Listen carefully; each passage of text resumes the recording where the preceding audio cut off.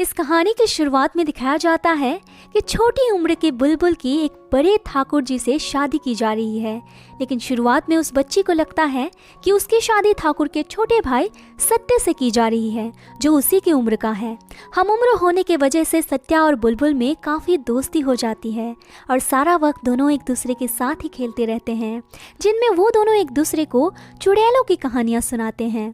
अब सीन बदलते हैं और कहानी 20 साल बाद का दिखाया जाता है, जहाँ पर सत्य 20 साल बाद लौटकर अपने घर वापस आया है। घर वापस लौटने पर सत्या को पता चलता है कि बड़े ठाकुर का जुड़वा भाई महेंद्र की हत्या की जा चुकी है और लोगों का ये कहना है कि उसके कत्ल के पीछे एक चुड़ैल का हाथ है।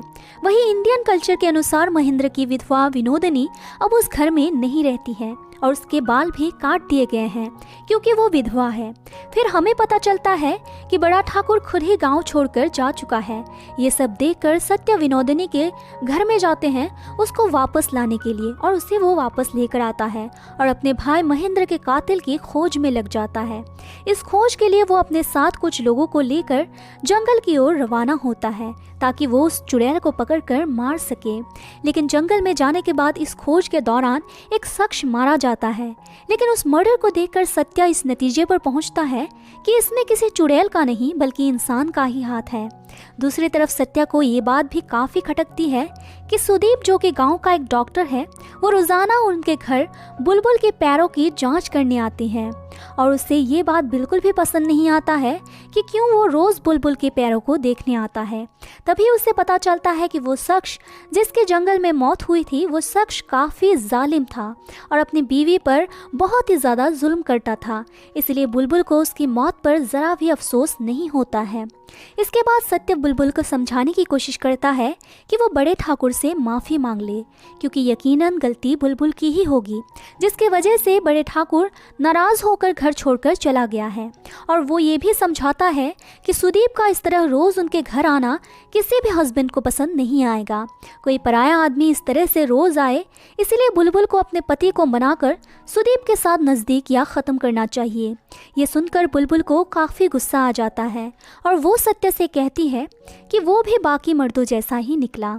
अब कहानी फ्लैशबैक में जाती है, जहाँ पर हमें ये दिखाया जाता है कि विनोदिनी इंद्रनील को बुलबुल के खिलाफ भड़काती है, क्योंकि विनोदिनी खुद ही इंद्रनील यानी कि बड़े ठाकुर को पसंद करती है और वो बड़े ठाकुर को बार बार बुलबुल और सत्य के करीब होने का एहसास दिलाती है और उसे बताता है कि वो दोनों अब बच्चे नहीं रहे बल्कि जवान हो चुके हैं और उनकी इतनी नज़दीकियाँ किसी भी हस्बैंड के लिए नागवार हो सकती है। तो बड़े ठाकुर को भी इसके खिलाफ कुछ ना कुछ करना चाहिए। विनोदिनी के भड़कावे में आकर बड़ा ठाकुर सत्य को लंदन में पढ़ाई के लिए भेज देता है और सज़ा के तौर पर बुलबुल को काफ़ी मारता है, यहाँ तक कि उसके पाँव तक टूट जाता है। इसके बाद गांव के डॉक्टर सुदीप को बुलाया जाता है, जो कि बुलबुल की पैरों को जोड़ता है और सबको मना करता है कि आगे से बुलबुल की पैरों को कोई भी हाथ न लगाए, क्योंकि बुलबुल अधमरी हालत में होती है। और बुलबुल के इलाज के दौरान ही बड़ा ठाकुर गांव छोड़कर चला जाता है। इधर मौके का फ़ायदा उठाकर बड़ा ठाकुर का छोटा भाई महेंद्र अधमरी हालत में पड़ी बुलबुल का फ़ायदा उठाता है और उसके साथ काफ़ी जुल्म करता है, जिससे बुलबुल की वहीं पर जान चली जाती है और डर के मारे मरी हुई बुलबुल को वहीं छोड़कर महेंद्र वहां से वापस चला जाता है। लेकिन तभी हम देखते हैं कि कोई शक्ति आकर बुलबुल को दोबारा जिंदा करा देती है।